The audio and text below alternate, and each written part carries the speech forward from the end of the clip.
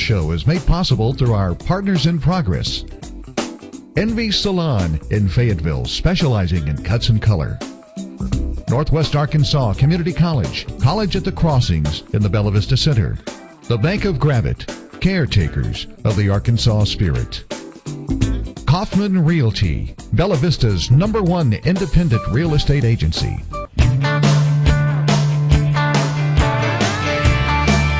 It's the Out of the Norm Show. Stories about people, places, things, and events from all across the great country of America. The Out of the Norm Show, where the stories are all about you.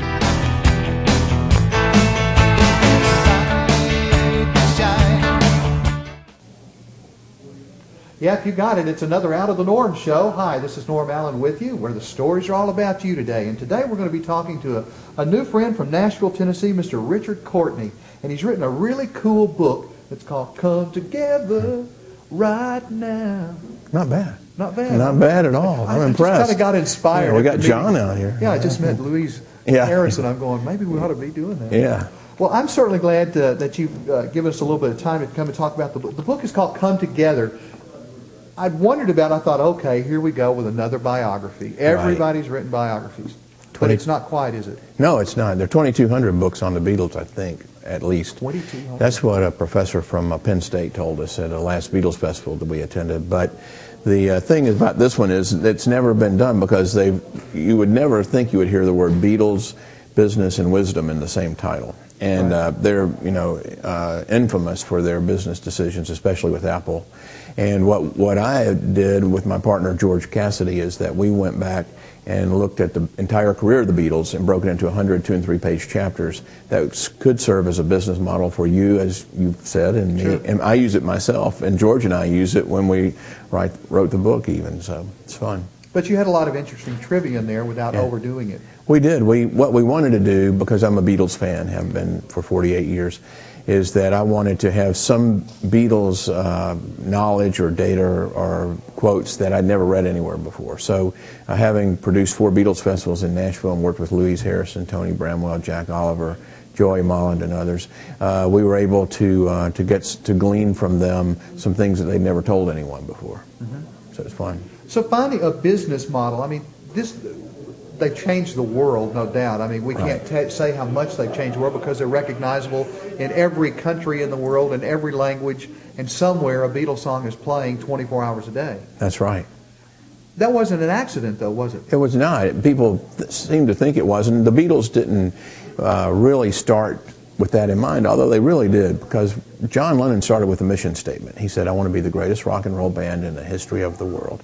And so that's the first step in any company, is defining their mission statement, defining where they wanted to be. And that he used that mission statement for him to make decisions and strategies along the way, such as when Paul McCartney came to see the Quarrymen play in 1957, and John had to make a decision on the spot. This person's more attractive than I am, he's a better musician than I am, he's a better singer than I am, much better guitar player than I am. Does John Lennon want to relinquish his role as leader and certainly diminish his role in the Quarrymen by letting someone with talent better than his come on board? And so many times in businesses, people let their egos get in the way, but John had the mission statement, so he had to go back to, if I want to be the greatest rock and roll band in the world, I'm going to have the greatest people in the world. And here's Paul McCartney, so I'm going to let him in. So you feel like that was a calculated thing by bringing Paul in? Absolutely. Wow, and then George came in because of Paul. Right. Paul brought, of course, George along, and he played raunchy on the top of the double-decker bus, as we've all heard. And John realized that George was a better guitar player than both of them at that point. I think Paul later surpassed George for a little while, and then George came back after the sitar. But that was another decision. And then a hard decision they had to make along the way is they brought Stu Sutcliffe, John's best friend, on board, and picked up Pete Best along the way out of necessity because they didn't have a drummer, and they just picked up someone they knew. And so then the decision had to be made, if we're going to be the greatest rock and roll band in the world, I'm going to have to fire my very best friend. And in business that happens so much. 3 or 4 friends are sitting around and they decide, well, let's open a business and let's try this and that. And then as the business grows, they realize that maybe one of them can't carry the weight, or 2 grow more rapidly than others do, and they have to jettison their close friend, which they did with Stu Sutcliffe, or jettison someone they didn't care too much about, like Pete Best. In the life of a business, though, that happens a lot in the early days of the business. Right. That's where the purging happens, right? Right, yeah. Or even, depending on the business, but along the way is there could be a sales manager who is a great salesperson. That happens all the time where people hire a great salesperson to be a sales manager, but they have no management skills. And it takes a while to learn that while they can identify with salespeople, because they are, that they can't actually manage anyone. So that's how that comes along in other businesses besides music. So the business structure, and I know when Ann and I were talking about our business in the Out of the Norm show, when we were reading your book, we said, that's us. We've done that. We've done this. We've done that. So we must be on the right track. And we use the model that you created for this, the analysis that you came up with. Right, and that's the Beatles model, of course. I just put it in that form.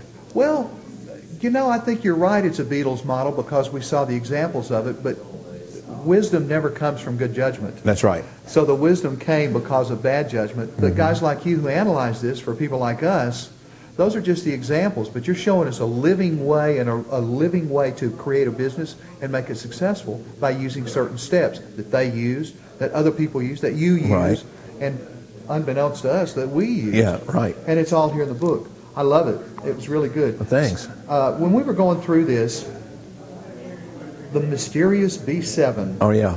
That's my favorite chapter, actually. Is it? I just have it was one of my favorite chapters. The B7, by the way, if you're not a guitar player, it kind of made like, oh, I'm left-handed. Well, Paul makes it. We can make it together. That's right. There we go. Yeah. Mirror images. Yeah. A B7 is a chord that's kind of it's a simple chord, but it's one that's necessary for so many songs. Tell me the story about this B7. The story of the B7 is John, Paul, and George were the quarrymen at the time. They'd let all the other quarrymen go, Lynn Gary and Nigel Whaley and all of those. So there were only three quarrymen, John, Paul, George. And they heard that in Liverpool there was a person who could make a chord called a B7 because the Beatles couldn't read music, which is surprising to most people, but being from Nashville, hardly any of the musicians there can actually read music or notate music. Right. So they knew how to make a B and they knew how to make an A, but they didn't know how to make a B7. So they rode across town on a bus and found this person, and then he taught them the B7 chord. And so there they go, they have a B7. The interesting thing about that, I'd heard that story from Paul McCartney on the anthology, is that when I started to write the book, I hired a guitar teacher in Nashville who's Gary Talley, who was in the band The Box Tops, who had hits with The Letter and Cry Like a Baby. And Gary, I asked him to teach me to play the Beatles songs the way the Beatles played them, because these songbooks are in some wacky key that can't even ever get the fingers right on. So he took the CD for I Want to Hold Your Hand, that's the first song we learned. And he played it, and he said, okay, the intro is CCD and CCD, and it was a power chord, CCD. Right. And then they switched to G, then D, so he's listening and he's finding the G, D, and then he goes, oh, and then it's an E minor, okay, that's good. And then he goes, whoa. Has to back up the CD, play it again, he fiddles around and he says, wow, that's a B7. That's a strange place for a B7.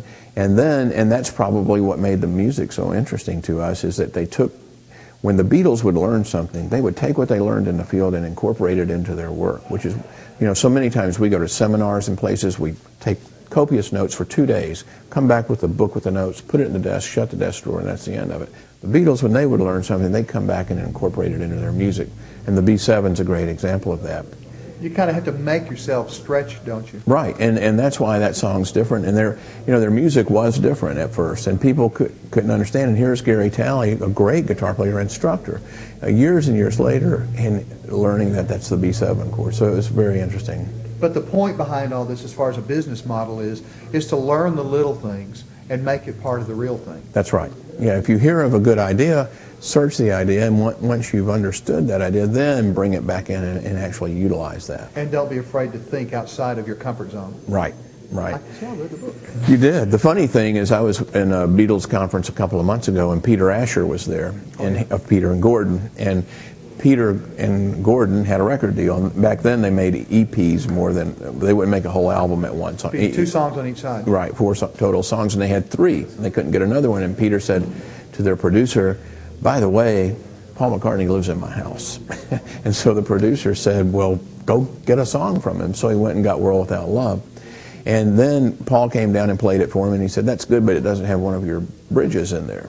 And Peter Asher had that bridge with him when I saw him put it on the big screen, I saw him with 3,000 people, not solo. And right in the middle of there is a big B7. So B7, after they learned it, became their go-to chord to make things, when they needed something, there it was. That's in their bag of tricks. Second or third chord in a transition. Yeah. We guitar players, we understand that kind of That's thing. right, we do. But business models do the same thing, though. Right. Where we take small things and turn them into part of it and incorporating it in. Mm-hmm. Two of us. Partnerships. A dyad. Right. That's more George. That's actually George Cassidy, my co-writer's dyad. I didn't know what a dyad was either. The way we wrote the book is I came up with 100 chapters, and I would write a chapter and send it to George, and then George would work on it. And this was on, two of us was on partnerships, and it's back to even George and I in our partnership. I started writing this book, and I said, this book is much better than I am a writer. I need to find a writer who's better than I am. I'll lose half the royalties, I'll lose half the cover space, I'll lose all of this, but the book's better than I am a writer. So I went and found George Cassidy, and I sent him partnerships, and the next thing I know, he's throwing dyads back at me, which I didn't even know what it was. But a dyad's is the whole's greater than the sum of the parts, really, basically, and the two people together. How important are partnerships in small businesses in particular? Oh, I think they're greatly important. I'm a real estate agent in Nashville, and I'm 57 almost, and my partner's 38, and I'm a man, she's a woman. And it's to get the two conflicting ideas and to be able, and partnerships are very, very difficult because you have to find someone that you can disagree with and still end up going to the same message. So there's a train, do we want to talk or what? Yeah. They've been doing that to us all day. Between that and the thunderstorms and the rain here in beautiful Walnut Ridge, Arkansas. Right. That partnership, though, I want to continue with that a little bit. Yeah, the thing is that partnerships are important because they can certainly strengthen the whole, and they can make the partnership is stronger than either of the parties could be solo. But there has to be a give and take, and there has to be respect. One of my favorite lines or stories in the book is that when Paul was writing Hey Jude, he wrote, the movement you need is on your shoulder, and he put, don't carry the world upon your shoulder. And when he hit the second one, he said, he first had don't carry the world upon your shoulder, then he hit the movement you need is on your shoulder, and he was playing it for John. He said, don't worry, I know I have shoulder there twice, I'll change that, but he was just playing in the song, and John said, oh no, leave that second shoulder, movement you need is on the shoulder, must stay. So sometimes the partner's contribution is to say that you're right. Oh, that can be a difficult thing sometimes. Yeah. So but that is a real difficult thing sometimes, right, because you feel like your vision is your vision, and they're just kind of looking in, right, rather than seeing the same thing you do. Right. How important is that vision in business? Oh, it's the most important part of the whole business, I think, because there has to be vision, there has to be a mission statement, there has to be a way to reach that mission statement, there has to be strategies and then tactics within the strategy, and the partner has to be with you on board of all of those and improve those tactics as you go along in the strategies. How does a person prepare to become a partner? Well, that's a tough one, and because the person first has to realize he needs a partner. Most people are in denial and think that they don't need a partner because they're perfect in every way, and such as we. And but then, so there's the coming out of denial and the understanding that you do in fact need one. Then choosing one is very, very difficult because the personalities have to mesh and clash at the same time. So, what do you look for in that? Well, with me, I look for someone that it certainly the person has to understand. Both partners have to understand each other. So, in my partnership in real estate, she had to. I tried it and it failed once because the writing half drove my other partner crazy. I became the writing realtor, and that's a thing when we talk about finding your tree, which is in that chapter. Right. And part of the partnership is finding your tree, the John Lennon song, Strawberry Fields Forever, where no one, I think, is in my tree. So you have to find a tree where no one's there. So you have to go in the forest, find a tree that's uninhabited. As perilous as it may seem, climb the branches, get up there on your own branch in your own tree. And so my tree, finally, in doing self-evaluation, I said, I'm a writer. Why am I not writing in real estate? Why am I pretending to be some person in a suit that I took a class from that's successful? I need to be what I am. So I started writing real estate columns, and I started writing real estate books. My first book was with Simon & Schuster called Buyers Are Liars and Sellers Are Too. So, But my writing can drive a partner crazy, because you write, of course, is that when the muse hits you, you have to go tend to the muse, or it goes away. You know, like Keith Richards, you've probably heard the story of Satisfaction, where he heard the chord a few times, and then he had an hour of tape of himself snoring, and he put it up, and he was about to just record right over that lick on Satisfaction. He never would have known that. The beginning of a new era there. Yeah. A whole new thing. So we've gone to partners. Now it's important that we've got a small company and we're ready to go to the public with it, and we've got a good product. We've got two people with the same vision. What do you do now? The implementation of the strategy is very important, and there has to be branding, such as the Beatles did with their hair, with their clothes, thanks to Brian Epstein. And that's the other thing, is we fire yourself and hire a manager. I think every partnership needs a third party to manage it, be it a business manager or a PR person, someone to look and say, hey, while you've gotten this partnership and you have the mission statement and you're pursuing this thing, you might be wrong on this and you might be wrong on that. So you need third party, either validation or corrections. And so PR people and managers are good to have. Like Brian Epstein had been at the Royal Academy of the Dramatic Arts, RADA. So he had studied theater for a year and a half. He also he was his parents owned a furniture store, and he did the window arrangement. So he knew what things were supposed to look like to the viewer. So he made the Beatles appealing to the eye, the way the Beatle bow, the way they put the guitars that pointed outward on the ends and George in the middle, the Ringo high with the drop T. I mean, the whole thing was not an accident. It was branding, it was imaging, and it was a strategy. The collarless jackets, right. The haircuts, all of that. The haircut's interesting. You probably heard the story many times, but it's worth repeating on how that became their brand. Because we didn't know their music. It hadn't been released. Maybe one song, I Want to Hold Your Hand, in our country. Right. But all we knew is those long-haired guys. The mop didn't even know tops. their names. Right. And I was reading a review yesterday of the Beatles' first trip to New York, to America, and they landed in New York. And they said, and the writer said, you can't tell them apart. They look exactly alike. And just because they had the same hair is phenomenal that's the way people thought at the time, but they did. And of course the haircut was no accident. As you know, Astrid Kirchherr had what was called a French haircut in Hamburg. She was a Hamburg photographer who dated Klaus Voormann. And Klaus and Astrid had an argument, and so Klaus goes down to the Indra because he wanted to get as drunk as he could and show his girlfriend something up. And so he meets the Beatles, and Klaus, according to Astrid, had beautiful physical features but big ears. So she convinced Klaus to wear his hair the way she did, in a French cut. And then Stu Sutcliffe saw it, and he started doing it. George liked it, he did it, and John and Paul just would not do it until they went to Paris and saw Jürgen Vollmer, who had it. And so then they started doing it, and then Pete Best never would comb his hair in that fashion, and we know what happened there. Yeah, you got fired. Yeah, and then Ringo had his hair back and a beard when he joined, and they made him shave the beard and comb his hair down. So the hair became a big thing, and that was their trademark. Yeah, that's what opened the magazine covers for them. Right. One of the first questions that was asked in New York was, "When's the last time you had a haircut?" Yeah, he said, "I had one yesterday." "What do you call your haircut?" "I call mine Arthur." You know all the dialogue. Oh yeah. So we've got branding. Now that's the next thing. Now we're talking about distribution. Right. How do you get your product or idea out to be able to make it a successful business? Well, that's a difficult thing, and even with books alone, because the distribution has to be something that is orchestrated with the production. And for example, in our own book, we had the book coming out on March the 24th, and then New York Times runs a big story in the business section on March 20th. Well, our publisher wasn't prepared, and I don't find him at fault for that. Who would be prepared for that? So we ran out of books, and so he had to go to some Insti printer to print, and they're hardback. So he had to pay more than he was receiving for the books to produce to meet the demand.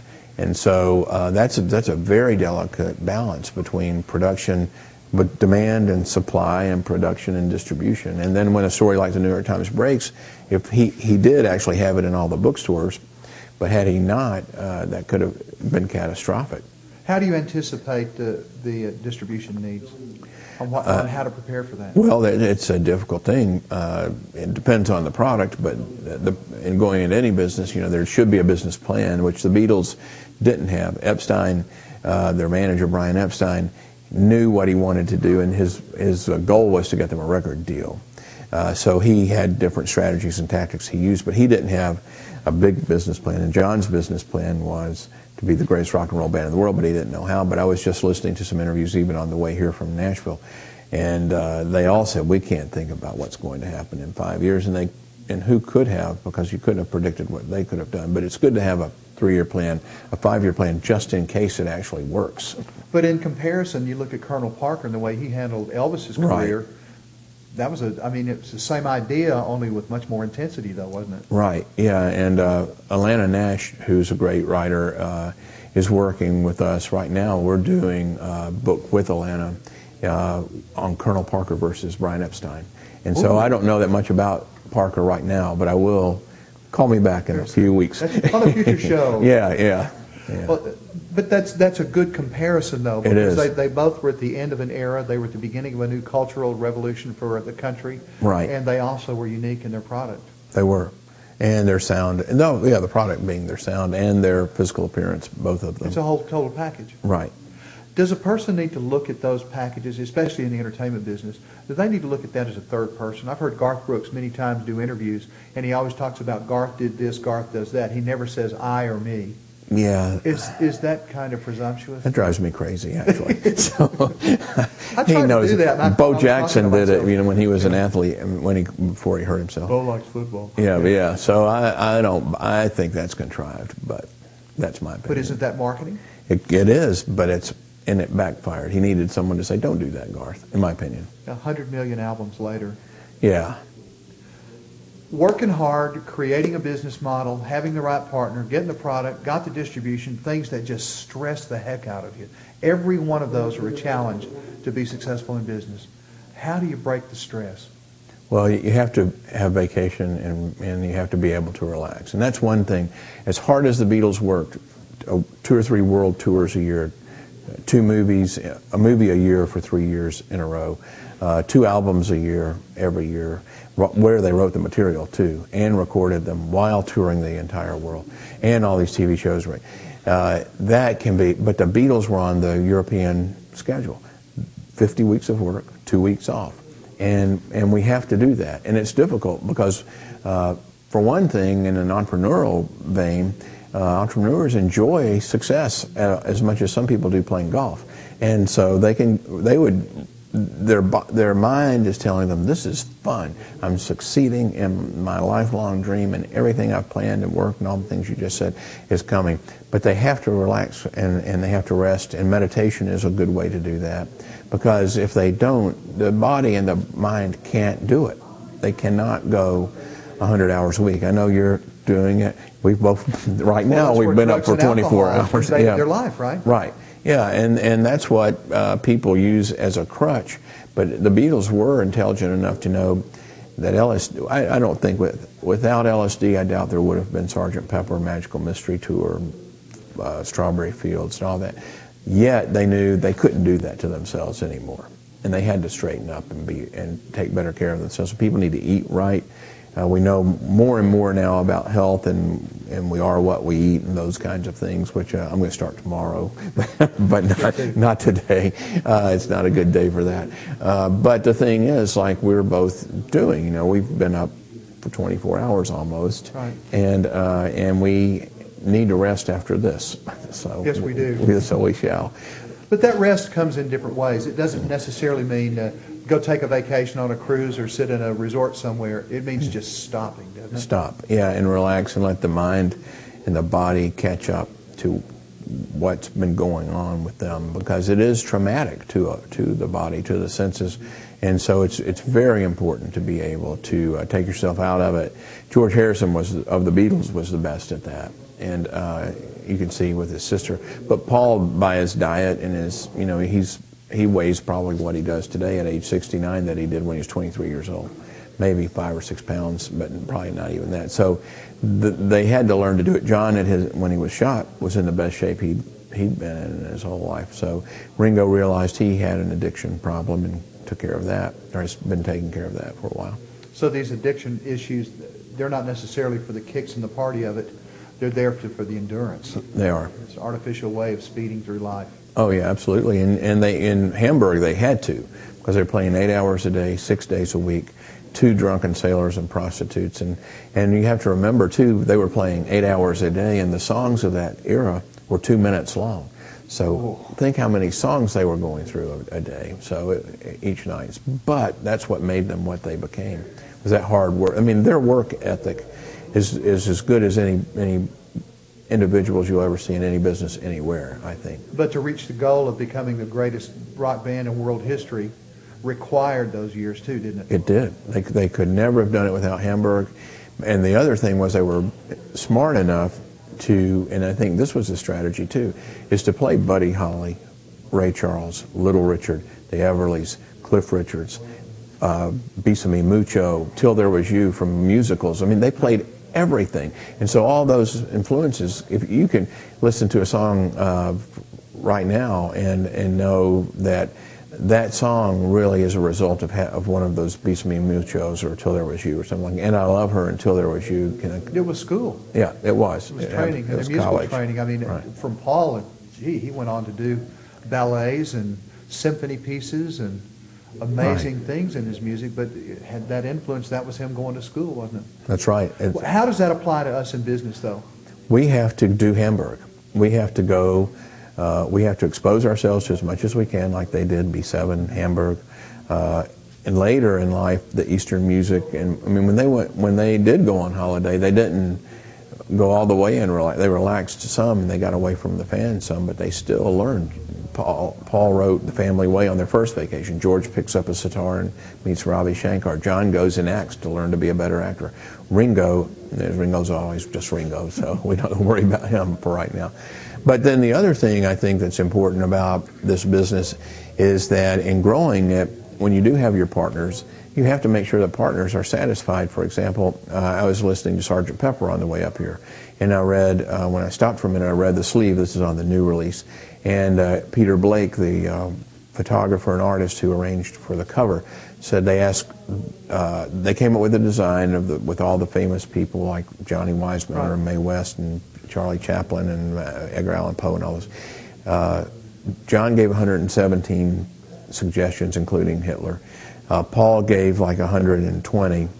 George wrote down 12 Indian gurus, and Ringo said, "I'll just do whatever the other people want." So when those results were compiled, someone needed to say, "Hey, we've lost these two.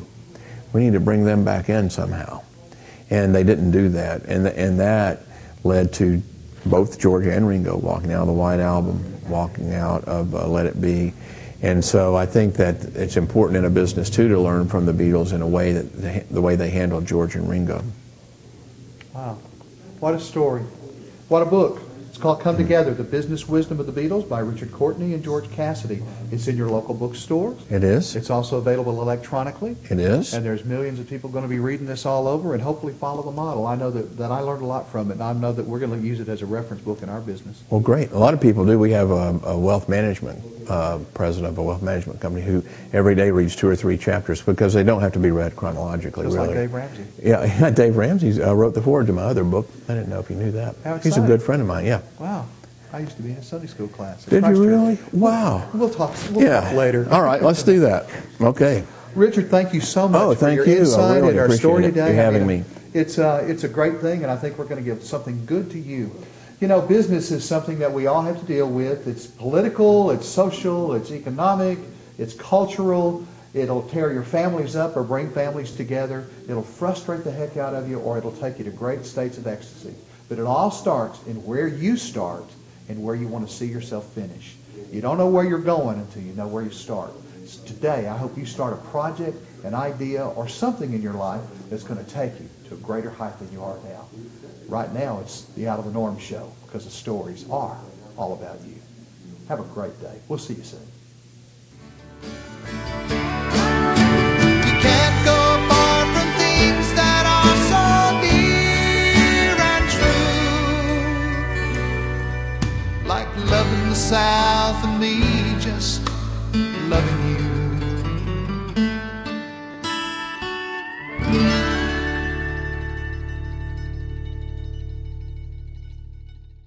Hi, Norm Allen with you on the Out of the Norm Show, where the stories are all about you. Join us every Friday night for stories about people, places, things, and events from all across this great country of ours. Every Friday night at 6 o'clock, the Out of the Norm Show, right here where the stories are all about you.